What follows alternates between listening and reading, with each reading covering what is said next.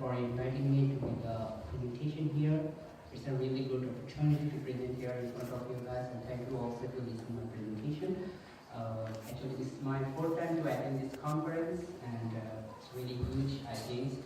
So for me also it's huge, and for you also, I believe. Anyway, the topic that what I will discuss is about emerging global organizations and groups, a paradigm shift for a new world order. Like when you said that the title, like I will argue from the theoretical perspective, like how the emerging global organizations. I will say like what I mean actually the global organizations, and what actually does mean the global groups. Why I took this and how its influence make a really new world order. I mean the shifting world order from existing world order. This is actually my outline of my presentation. If you see, like I say that the main hypothesis, like what I would say, my paper, like this presentation is really hard to say everything, but the main hypothesis to say like how the new organization or new group, especially in 21st century, its impacts or its creating new world order.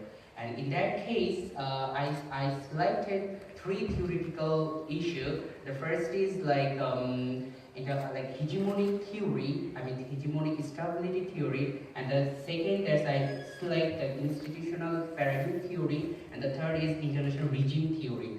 From these three theoretical background, I just try to say that how this theory and the current situation of global organization and the other countries, they come to the one place, I mean within a groups or within an organization making a new world order. And in that case, I just try to see the historical issue, I mean historical background of this kind of organization. And to clarify these things, I just selected four global organizations. I mean to understand and to I have made a real argument. I selected four organizations: the BRICS, IPSA, MECTA, SCO. We will see like what does actually mean and how they are actually impacting from the theoretical background of the real situation. If we see that the first theory, that what I say, like this is a hegemonic stability theory. We know that the hegemonic stability theory, it comes to the world to argue that if any country, if we see that the existing global order country, I mean world order country, we say that USA as an example of world order, this is the one kind of hegemonic country, and how they are impacting on other countries or on the other marginalized and peripheral world or peripheral country.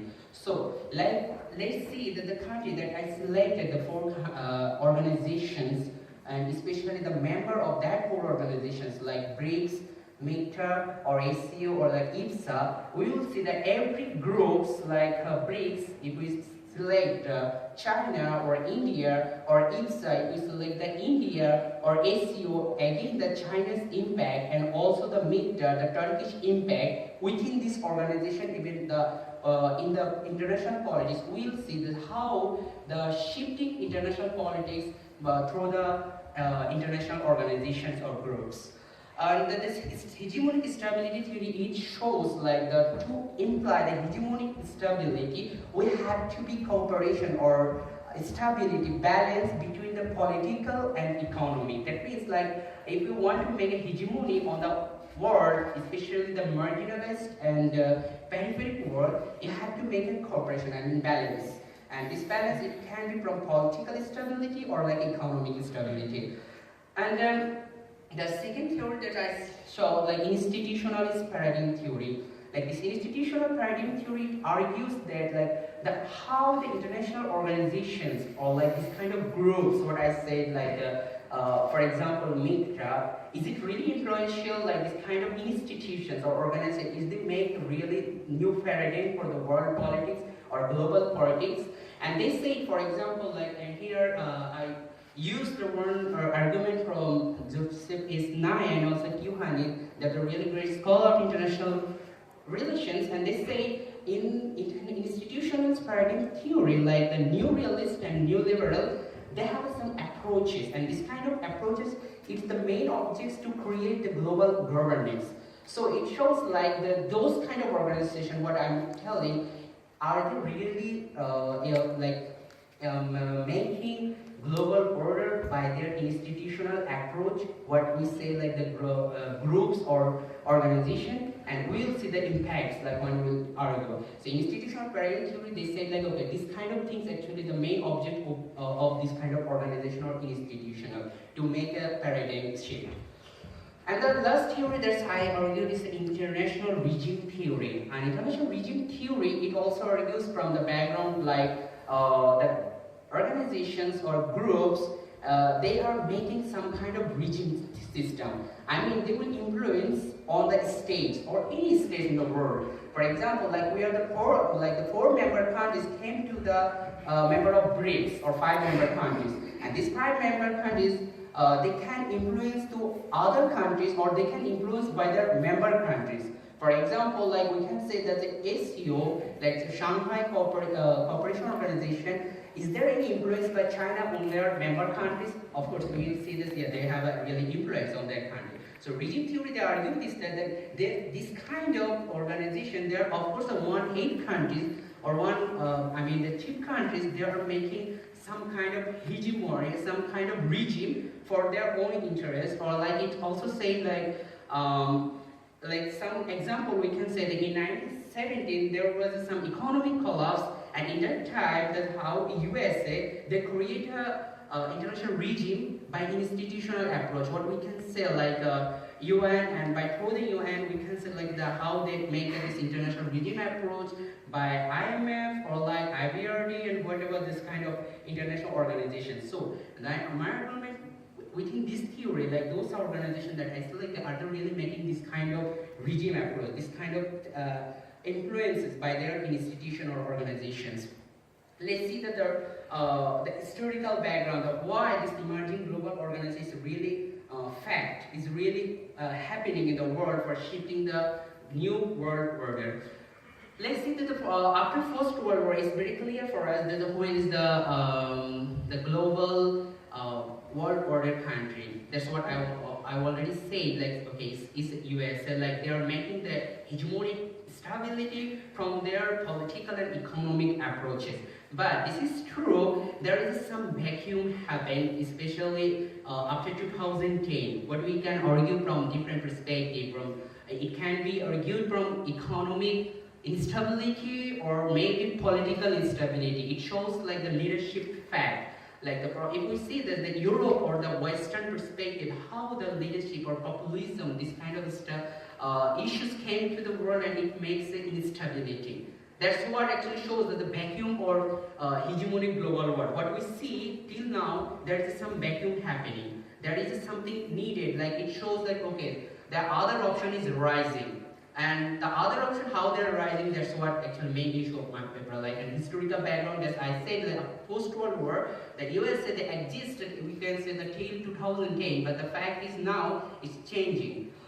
And the new global partnership, that's the point I highlighted, like how the new global partnership is happening. If we see the new global partnership, what we say, the four organizations that I try to present here, like IPSA, like India, Brazil, or like BRICS, the 5 countries also like Russia, China, or India, or like ACO, that's Shanghai Cooperation, or even MIGTA, like Mexico, Turkey. It shows like that they are trying to avoid some countries who are existing global order country. If we say whatever it's the European powerful countries or whatever it is Western powerful country, they are trying to make a new global partner, new approaches from their own perspective.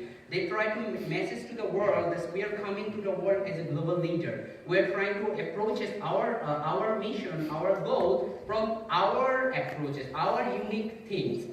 That's what we'll see. Like they are not talking that we are only one country. China is not talking that we are coming to the world in one country. We have a partners, and that's partners how they are coming by the global partnership. I mean global partnership ways, by the global organizational way, by the global groups.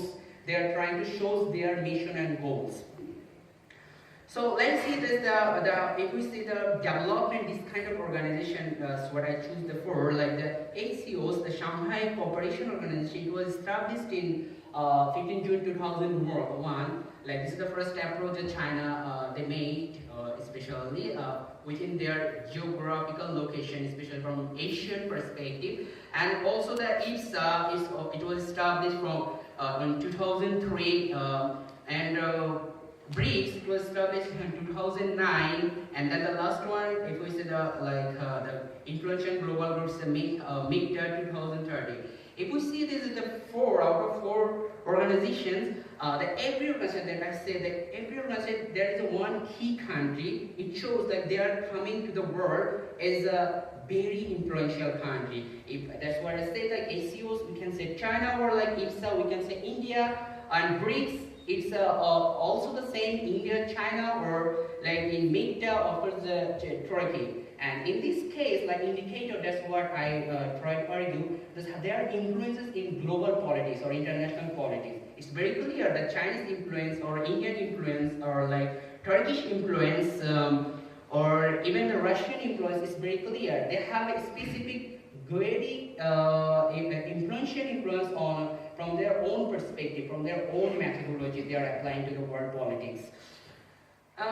This is I already discussed about it. This is the main issue, like how the BRICS actually, what's their object, how they're influence to the world politics. We know that the BRICS is actually the 5 countries like Brazil, Russia, India, China, and South Africa. And within these 5 groups, I mean these 5 countries, they make one group, and it shows that their economic influence and the political influence is really huge. And to make this huge influence in an effective way, they come together and they make this thing. And the main issue they are trying to achieve, this is the one like coordination in meetings, and it make the countries as a global hegemonic countries, and to make shows the world that we are one for another. That's this kind of issue. And if we see that this organization, they have two kind of real they try to establish or they try to achieve. This is the one is economic real, and the other is political realm. In economic realm, they have a target like, okay, for example, like for economic agenda, we will work within G20 group. We know about the group 20 countries, the world's most economic or developed country. They will work according to the agenda of G20, but within G20, we will have another approach. The world, the other countries, other marginalized countries, peripheral countries, they will understand that these BRICS member countries, they have a unique approach. They have a unique cooperation. They have a unique mission. And the political realm also the same thing. They will advocate to a reform of the United Nations and its Security Council. Especially, this is very clear. That's what India tried to message to the world, like that to change the backward countries. Like, and try to establish this kind of issue. For example, if we take an example that India want to be a backward countries, or like what Turkey say, like actually I try to argue from this issue, like what Turkish president also said, like the world is bigger than 5. So what is bigger than 5? Like this fact, how it will be in an agenda list of UN. It should be by a collaborative approach, so cooperative approach. By alone, it's really impossible. So these kind of countries, they try to move together and they try to show us that, okay, we have to change the United Nations formula, United Nations agenda, and it should be reformed. And this is another political realm of BRICS. Let's see the activities actually it comes. I'm trying to ignore this. And another issue like the ACOs, the organization, is one of the we can say the ACOs effective and the world politics from economic perspective, from political perspective, from every perspective, ACOs is now the world top discussion issue. Because the China is the main, how we can say the enterprise country to take these initiatives. And the main thing that's what China do within this organization is a one belt and one road initiative. That's what we call in Turkey like Kuşak Yol division.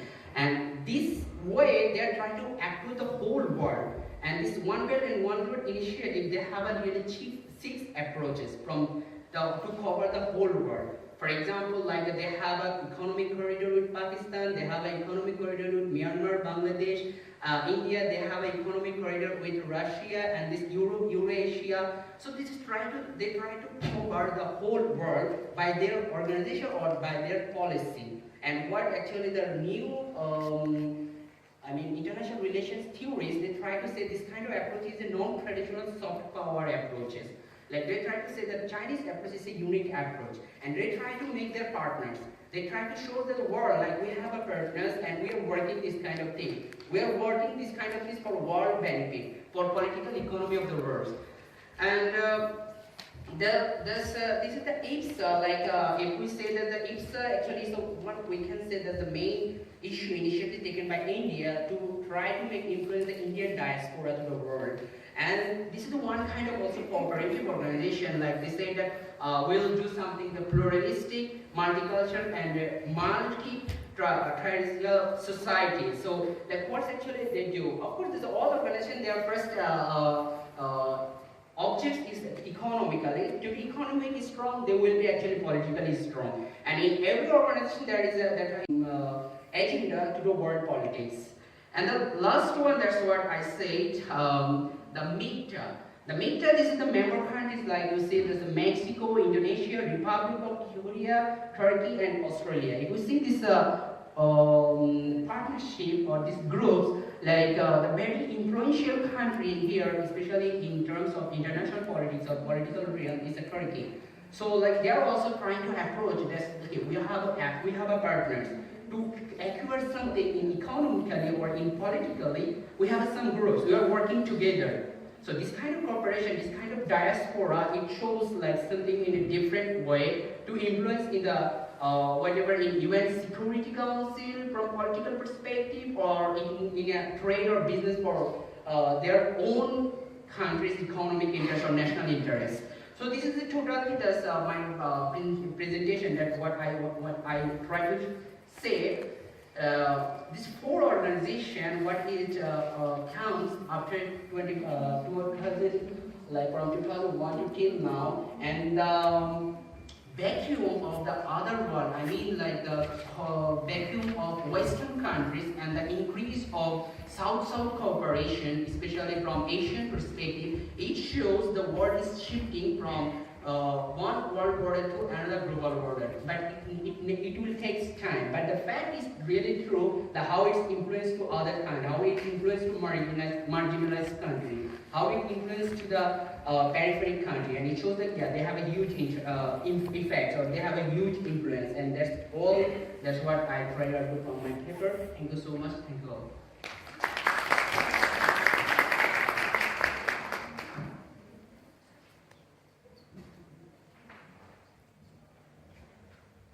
Thanks, Nazmul, to be on time, first of all, timing, and secondly, it's a great presentation.